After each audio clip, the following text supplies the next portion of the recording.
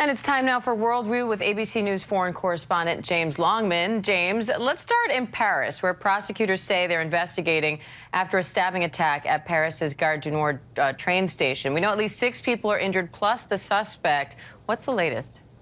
Yeah, so Diane, this all kicked off around 6:45 this morning at Gare du Nord in Paris. Anybody who's visited the city will know that station well. It's probably the most busiest city in the busiest station in the whole country.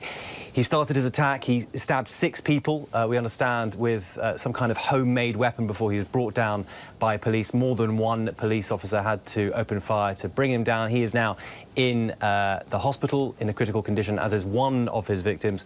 And the Paris prosecutor has said that there is no motive yet at this point, but it all feeds into a wider debate they're having in Paris at the moment about security ahead of the Olympics. That is next year. At the moment, a lot of private security firms are lined up to take part in that event, but a lot of people are calling for more police and the army to be on the streets, and no doubt that'll be the debate that's being had in France at the moment.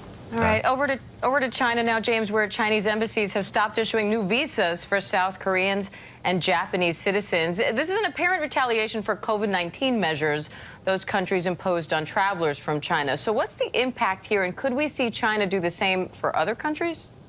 Well, possibly, Diane. As is often the case, it's an economic impact. We saw that during COVID itself.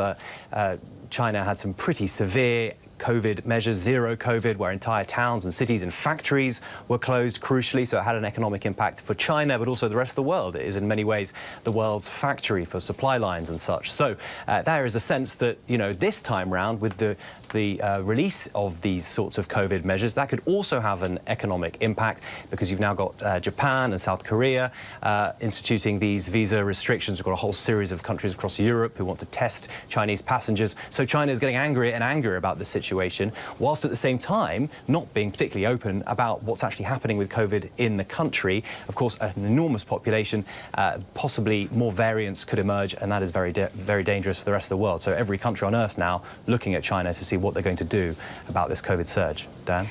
And James, Prince Harry's memoir Spare is now the fastest-selling nonfiction book ever. I know you read it. So what stuck out to you, and how is this expected to impact the royal family and the monarchy there in the UK?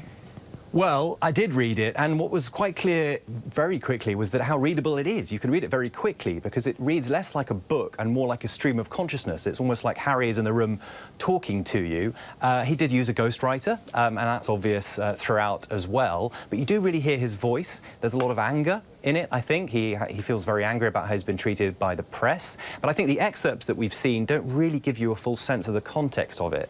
I think, for example, on his father, Charles, he's not that mean about Charles. He paints his father really as a bit of an emotionally, perhaps stunted individual who didn't quite know how to love his son, but not necessarily as the bad guy. Similarly, Camilla, he's not necessarily that negative about her. He does have quite a few barbs for Will, I think. There's certainly some unresolved tension there. But remember Diana's book, the autobiography that was written, well, the biography that was written by Andrew Morton on her behalf, and how everyone said that was going to be a great moment of change for the monarchy. Well, I think, if anything, this Meghan and Harry situation shows there hasn't really been that much change. So, yes, a lot of interest in this book. How much it's really going to change the monarchy? Wait and see. Dan? All right. James Longman from London. We appreciate it, James. Thank you. Hi, everyone. George Stephanopoulos here. Thanks for checking out the ABC News YouTube channel. If you'd like to get more videos, show highlights, and watch live event coverage, click on the right over here to subscribe to our channel. And don't forget to download the ABC News app for breaking news alerts. Thanks for watching.